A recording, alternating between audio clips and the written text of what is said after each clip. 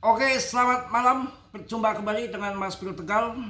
Di sini Mas Bro akan memberikan info-info dan strategi-strategi dalam bermain kripto, terutama koin-koinnya lagi naik dan yang belum naik. Kalau yang ikut di Mas Bro sudah agak lama dengan kenaikan-kenaikan CRO, tentunya sudah saya infokan sebelumnya ya. Oke, tetap kalian dion riset sendiri. Saya ingatkan, saya nggak mau bertanggung jawab atas kerugian kalian. Selalu saya ingatkan dalam bermain kripto berisiko tinggi. Sorry ya, biar agak sambil ngerokok soalnya masanya agak dingin, anginnya kenceng banget ya.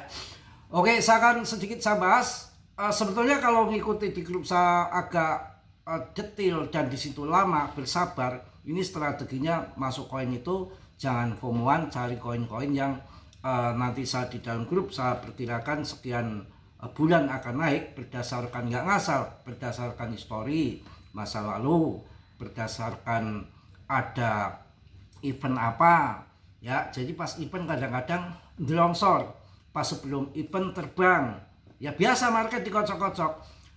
Sejak 2 bulan kemarin tuh CRO udah saya sampaikan, bahkan di awal-awal saya bahas video masih harga 700-an rupiah ya. Berarti kalau tahun kemarin sebetulnya waktu harga masih 700 perak, kemudian di 2 bulan yang lalu masih sekitar 1000-an, 1000 berapa gitu, udah saya sampaikan sebetulnya. Ini CRO salah satu koin yang biasanya sama Chili ya, itu biasanya untuk sponsor Piala Dunia sepak bola yang sudah. Tapi begitu pas Piala Dunia terbang kalian jual, jangan pas Piala Dunia kalian baru masuk. Nah ini Katram lagi, ini ulahnya Batram lagi, Batram ya. Jadi CRO ini melonjak 44% ya dalam 24 jam terakhir, melampaui pasar kripto secara umum yang naik 1,68%. Faktor utama pendorong kenaikan ini adalah spekulasi ETF, pembaruan protokol dan rotasi altcoin. Hati-hati. Jadi ini Katram lagi memberikan usulan atau himbauan lah gitu ya, cara gampangnya gitu. Itu di ETF kan. Tapi kan yang namanya ada Solana, ada Cardano, ada yang lain-lain, APAC juga sekarang lagi diusulkan. Namanya usul, namanya diajukan, langsung dijadikan narasi pasti yes gitu, nggak bisa langsung pom orang pada mancing-mancing masuk, nanti kalian dibanting. Jadi strategi saya itu supaya kalian nggak sangkut, nggak FOMOan, itu kita untung-untungan masuk sebelum terjadi kayak gini. Itu udah saya sampaikan, CRO itu kadang-kadang debtnya ongkrongan, dia juga sangkut di SIBA. Crypto.com itu sangkut di SIBA tahun 2021, dia ikut pam-pam ya. Jadi kenaikan CRO ini ya momentum ETF kripto yang diusulkan oleh Trump Media, mencakup alokasi 5% untuk CRO, pembaruan jaringan, pokoknya bla bla bla bla, intinya Mbah Trump lagi. Jadi kripto medianya si Trump ini ya itu momentum ETF kripto yang mengusulkan sama kan, berarti seperti saya yang sampaikan tadi, diusulkan untuk ETF CRO ya. Habis itu ya hati-hati kalian masuk di harga sekarang Trump kan, berarti koin Trump sendiri sudah nggak laku kan. Nanti ujungnya kan biasanya blok utang dibanting kalian. Jangan pomoan. Jadi jangan kejebak lah, jangan kebiasaan naik koin-koinnya begitu. Terus satu lagi nih, kalau kalian lihat ya, ada koin yang terbang sampai umpamanya di atas 300%. Di atas 100% ada koin yang terbang tinggi ya. Ini saya jelasin kalian, ini sudah mulai blesek lagi ya. Ada koin namanya Namer Rare ya, logonya NMR ya. Ini kan naik tadi sampai ratusan persen ya. Kalian harus dilihat dulu. Ini koin ini harus belajar dilihat ALI-nya. Jangan kalau orang baru pemula langsung hajar saja. Naik tinggi. Koin meledak, NMR ya. Ini Namere ya, kok namanya susah banget sih. Numaraire. Nabire apa. Pokoknya NMR itu ya, logonya ya, ringkingnya 311. Tadi sempat naik ada hampir 200% ya. Ini koin dari tahun 2021 coy. Ya, di bulan 4. Koin sudah lama. Dari tahun 2021 tuh terjunnya sempat 90%. Ya, daripada tahun 2021 udah 5 tahun yang lalu. Ya, kemudian dibanting habis-habisan. Sekarang pun walaupun naik ratusan persen, ya, karena masih belum sampai ATA masih 50% minusnya, 52%. Jadi jangan lihat, oh koin terbang, dilihat histori all-in candle-nya kayak apa tadinya. Harganya sekarang naik tinggi ratusan persen karena harga dasar, dari harga dasar yang dibanting dalam banget. Harga aslinya pertama waktu ATA itu ya 1.121.000, 1.121.000. Sekarang tinggal berapa? 270.000. Artinya bantingannya masih gila 90% walaupun ini naik. Ya, ini untuk pelajaran kita. Takutnya kalian pas difomokan orang, ya, wah koin lagi terbang, kalian naik, kalian masuk, nggak tahu koin itu padahal sudah 5 tahun yang lalu sudah dalam bantingannya udah ada 100% di dasar, kalian masuk. Tapi kalian masuk di dasar berani nggak? Tahu nggak koin-koin yang akan dipam yang jumlahnya ribuan koin? Kan nggak tahu. Tahu-tahu terkenal koin ini masuk di top CMC, trending topik, nggak taunya koin saya cek koin sudah lama. Ya seperti CRO itu diusulkan ETF sama Mbah Trump. Trump tak bisa ngomong apa aja boleh. Ya bebas ngomong, tapi nanti kejadian ya ETF belum tentu bisa ditolak. Ya kalau udah ditolak ya saya rasa manipulasi saja. Kalau saya akan pilih di Polygon lebih aman, SPK lebih aman, Cardano lebih aman, Chainlink, AVAX, Avalan, oh banyak. Sol, dari kemarin coba Sol naik tinggi udah saya sampaikan. Masuk Sol aja daripada kalian bingung.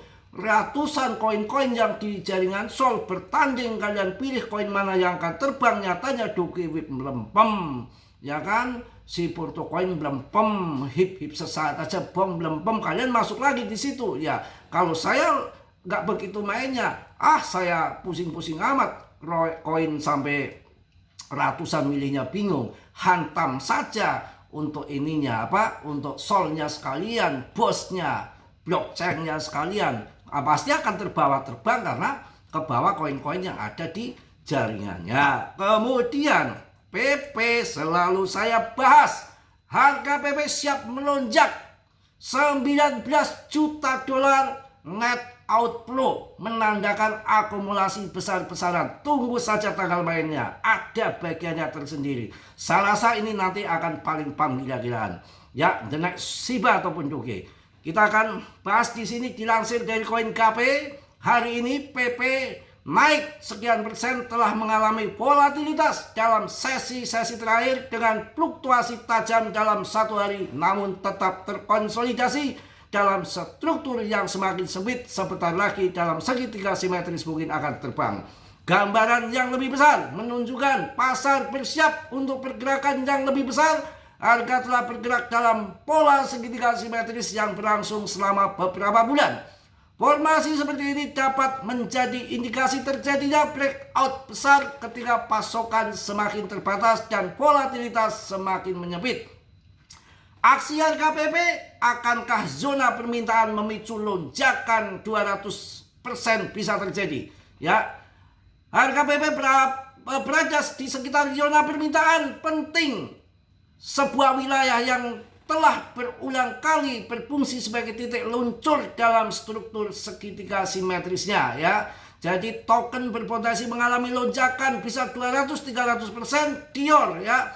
Asalkan berhasil bangkit dari zona permintaan yang sekarang lagi terjadi. Wilayah ini telah menjadi titik peluncuran yang konsisten dan formasi saat ini menunjukkan adanya koreksi sementara yang diikuti dengan rebound yang sangat kuat. Level resisten pertama berada di 0,001,1081, yang kedua di 0,001,1160 dan yang ketiga di 0,0,1273. Jika level-level ini berhasil ditembus, target bullish akan mengarah di target breakout di atas ATA baru. Bollinger Band yang menyempit menunjukkan penurunan volatilitas yang terjadi, pertanda pergerakan signifikan akan segera terjadi. Dengan demikian, uji ulang terhadap spot ini bisa menjadi faktor penentu dalam membuka potensi kenaikan harga PP dalam jangka panjang. Indikator DMI mendukung panjangan ini karena garis D menunjukkan tekanan bearish dan terlalu kuat mengikuti indikator kekuatan tren ADX yang lemah. Ini konsisten dengan anggapan bahwa koreksi yang terjadi hanya bersifat dangkal sementara bukan kerusakan struktural, dan dengan pembelian masih menguasai area kunci. Kombinasi antara bullish Bollinger Band yang semakin sempit disupport Bollinger Band yang menyempit menunjukkan kemungkinan rebound lebih besar dibandingkan dengan penurunan lebih lanjut. Ya, mantap. Penarikan 19 juta dolar PP dari Exchange stop diam-diam untuk membuat market bull yang sudah dipersiapkan.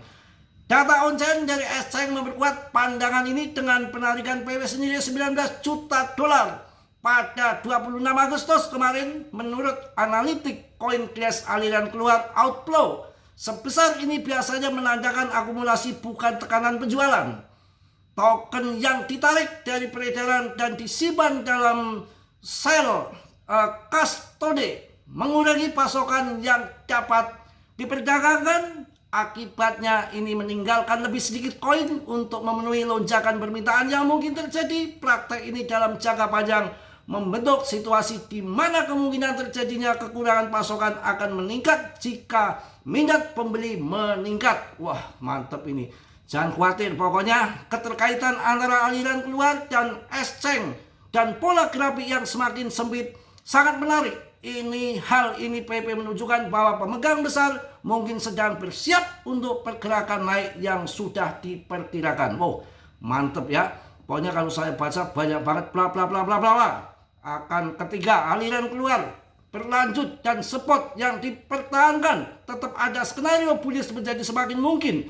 Sinyal-sinyal seperti ini jarang terjadi tanpa alasan yang jelas, yang semakin memperkuat optimis PP akan segera pam.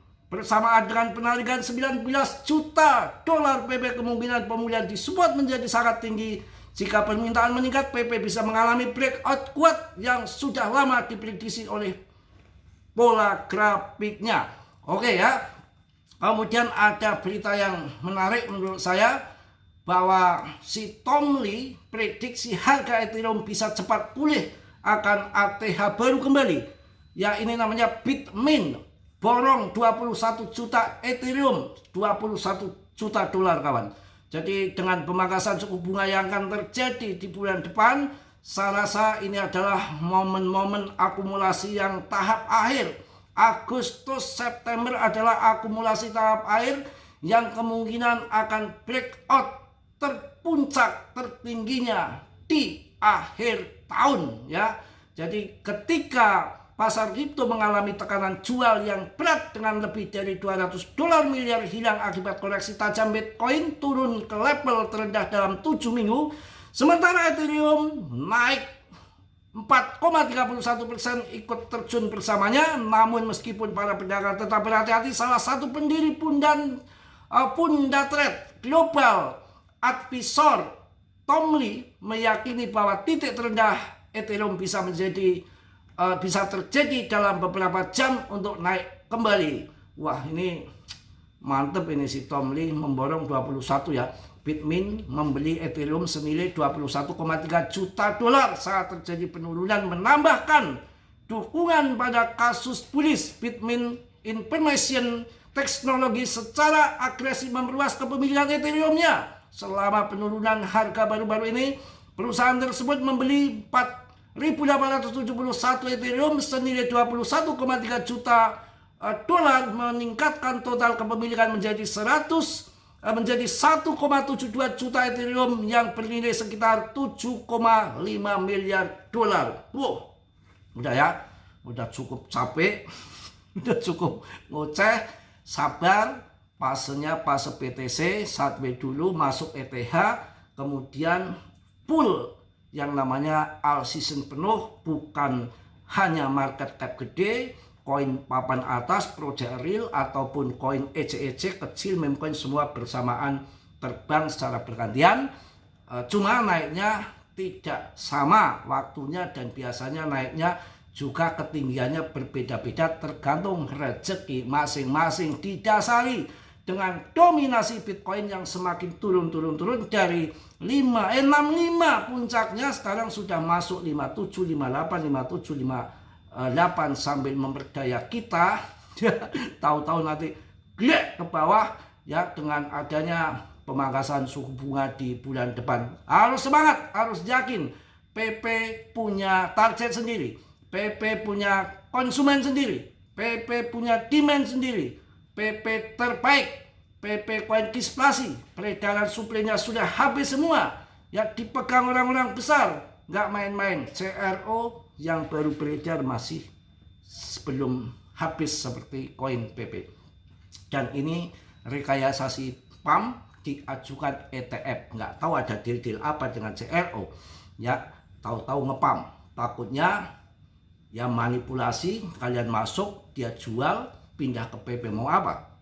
Itu aja ya, yang ingat jangan sampai koin-koin Anda yang belum terbang kalian jual pindah koin lain yang sudah terbang. Ketika yang sudah terbang kalian dibanting, kalian mengalami kerugian. Yang belum terbang kalian ditinggal, biasanya terbang, ada bagiannya masing-masing. Mungkin itu aja, tetap semangat, tetap yakin, kalian tetap dior. Mas Bro tidak bertanggung jawab atas kerugian kalian, semua tanggung jawab masing-masing. Selalu saya ingatkan dalam bermain kripto berisiko tinggi, bisa cuan mendadak ataupun memble mendadak. Mas Bro mohon maaf yang sebesar-besarnya, tentunya tidak sempurna. Mas Bro adalah manusia biasa seperti Anda, nggak sempurna. Yang sempurna hanya milik Allah Subhanahu wa Ta'ala. Yang positif kalian ambil, yang buruk kalian tendang. Tidak ada sudira yang belum subscribe untuk mensubscribe. Yang sudah Mas Bro ucapan banyak-banyak terima kasih. Salam dari Tegal Mas Bro. Assalamualaikum warahmatullahi wabarakatuh. Jos.